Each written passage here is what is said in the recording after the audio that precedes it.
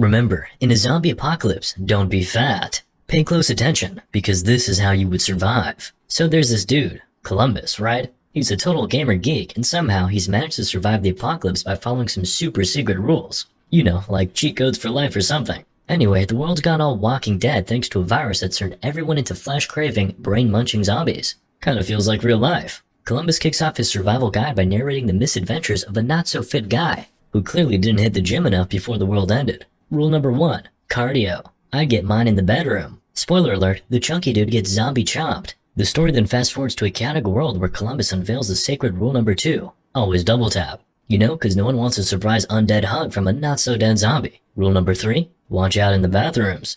You never know when a zombie might sneak up on you mid-business. And rule number 4, buckle up, buttercup. Safety first. Columbus, our endearing dork, ends up in Garland, Texas, at the world's sketchiest gas station. Before he hits the road again, he heads to the restroom, where he remembers rule number 3. Surprise, surprise. A zombie leaps out, and a wild chase ensues. Columbus has a comical run-in with a locked car door, only to find out it was actually open the whole time. Classic. Next thing you know, a zombie's in the back seat, and Columbus goes all fast and furious on us. Zombie gets a one-way ticket through the windshield. Columbus then shoots another infected baddie before heading out on foot. Cue the dramatic zombie apocalypse montage. Columbus then drops another knowledge bomb. Travel light. And he ain't talking about packing less. He's talking about not trusting anyone but himself in this zombified world. And what's the first thing that happens after he says that? An SUV rolls up, and out comes a cowboy hat wearing tough guy. Guns are drawn, and our geeky hero Columbus looks like he's about to soil his pants. Will he survive? Stay tuned. Columbus throws up the universal hitchhiker sign,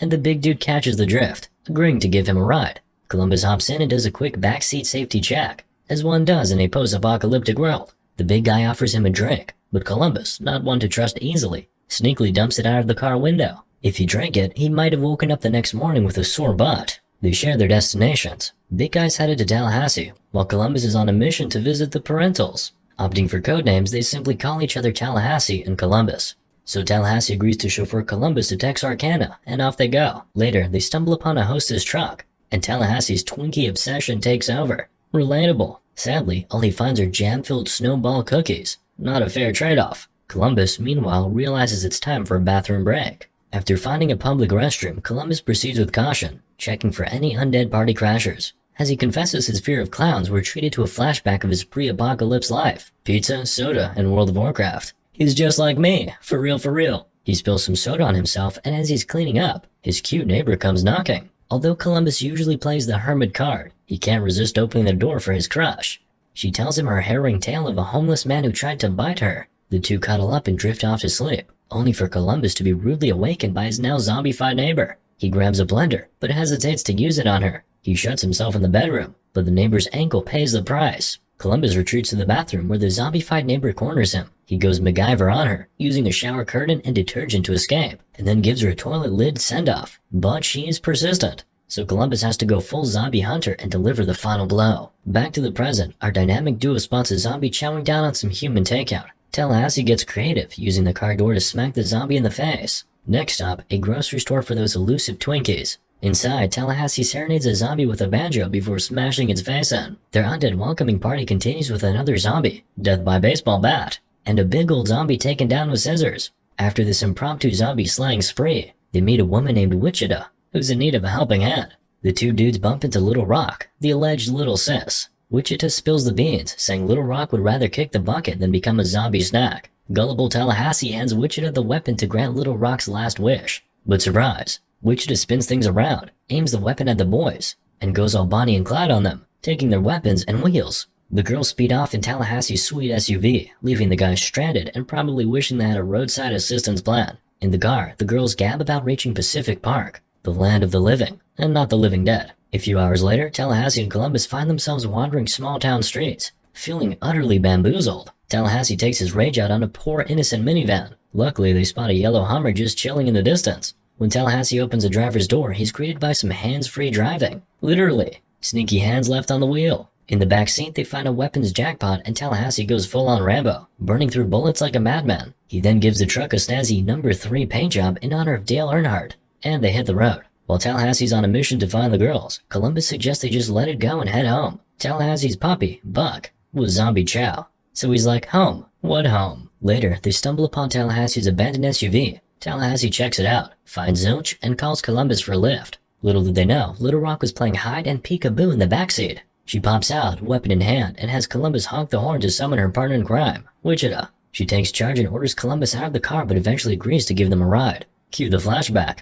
We see the sisters hustling their way through life pre-apocalypse. Wichita pulls a fake wedding ring stunt at a gas station and scores $400 from a gullible clerk. The ring was worth $30 tops. Talk about a bargain. Back to the present, Columbus thanks the girls for not ditching him. Again, Tallahassee seizes the moment, grabs the gun from Little Rock, and has a spat with Wichita. Columbus gets fed up and tells them to quit their kindergarten antics. The girls spill the tea about their Pacific Park dreams. When Columbus says he's heading to Columbus, Wichita drops a bomb, saying the city is toast. But hey, she's not all bad. She feels a twinge of guilt and decides to help Columbus get there anyway. So our fearless foursome cruises down the highway for a bit, when Wichita spots a truck and tells Columbus he could use it to track down his parents. Columbus is about to bounce, but then he's like, hold up, I'm crushing hard on Wichita, and I ain't gonna ghost her now. Later they take a stretch break and stop at a store, but before they go in, Tallahassee rings a bell like he's summoning a 5-star Uber Eats delivery. Only, it's a zombie. In a flash, he shoots it in the noggin, then gloats about his kill of the week. But hold the applause, folks, cause Sister Cynthia steals the show by dropping a piano and a zombie like it's Looney Tunes. Inside the store, Tallahassee senses Columbus's crush on Wichita and teases him like a middle schooler with his first love. Columbus, cheeks redder than a sunburned tomato, sprays him with perfume and revenge. Tallahassee, now smelling like a cheap date, punches Columbus in the shoulder. Then, like a squad of angsty teens, they unleash their fury on the store, wrecking everything inside. Destruction complete. They hit the road to Cali. Cue a montage of driving and hilarious shenanigans. The next day, they roll up to the Hollywood Walk of Fame, grab a map of celebrity homes, and because they can't resist, shoot some more zombies. Then they head to the fabulous abode of the legend himself, Bill Murray. They split up to explore the palace. Tallahassee and Wichita on one side, Little Rock and Columbus on the other. Columbus and Little Rock find a theater, and Columbus fanboys over Bill Murray, like he's a limited edition Funko Pop. Meanwhile, Tallahassee and Wichita are golfing when they spot zombie Bill Murray. Wichita bats him away like it's the World Series, but Bill cries out in pain. Awkward. Turns out he's human and dresses like a zombie to avoid getting munched. They all chill, smoke some green, and pretend to be Ghostbusters. Because why not? Later, they decide to prank Columbus and Little Rock, who are watching Ghostbusters. Fitting, right? Bill tries to spook them in full zombie mode, but Columbus freaks out and shoots him. Oops, my bad. Too late for apologies though. That night, they play Monopoly in Bill's honor and dish about the best and worst moments of Zombieland. Tallahassee gets all sentimental, admitting that losing Buck was the toughest part. Pass the tissues, please. As Tallahassee keeps blabbering about Buck, Columbus gets a sneaking suspicion that Buck wasn't a cute little puppy, but Tallahassee's son. Awkward. The group starts to connect like a bunch of mismatched puzzle pieces. Columbus and Wichita are soon boozing and dancing like there's no apocalyptic tomorrow, while Tallahassee goes full dad mode, teaching Little Rock how to pop zombie skulls with a rifle. Just when things are getting steamy between Columbus and Wichita, Tallahassee pops up, asking for a hand moving a couch. The next morning, our lovable boys find the girls have ghosted them, leaving with their car. Woman moment. The sisters arrive at Pacific Park, a seemingly zombie-free amusement park. They light it up like a Christmas tree, attracting all the nearby zombies like moths to a flame. Columbus, on his motorcycle, wipes out in a bush. Smooth, buddy. While Tallahassee can't help but laugh before joining him in the search for the girls. At Pacific Playland, the sisters' fun comes to a screeching halt when zombies crash the party. Running to their Jeep, they get swarmed but manage to drive it into the water, making a splashy getaway. Realizing they're on zombie home turf, they buckle down and go full Rambo mode.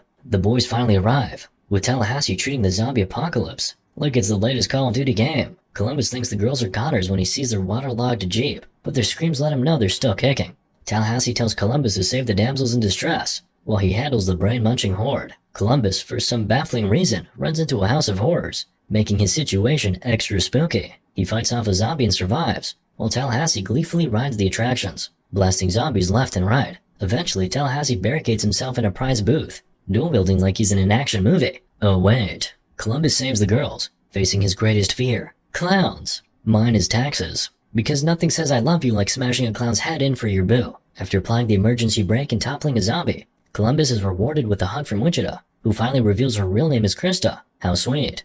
They search for Tallahassee, who's bummed about not finding Twinkies in the snack store. Just as Columbus shoots a door open, they find a box of Twinkies destroyed by his bullet. Tallahassee's outrage levels up when the girls take off in the car again. But surprise, they're just pulling their legs. Little Rock tosses Tallahassee a Twinkie, making his snack dreams come true. Together they hop in the car and drive off to their next wild adventure. Moral of the story? Don't be fat.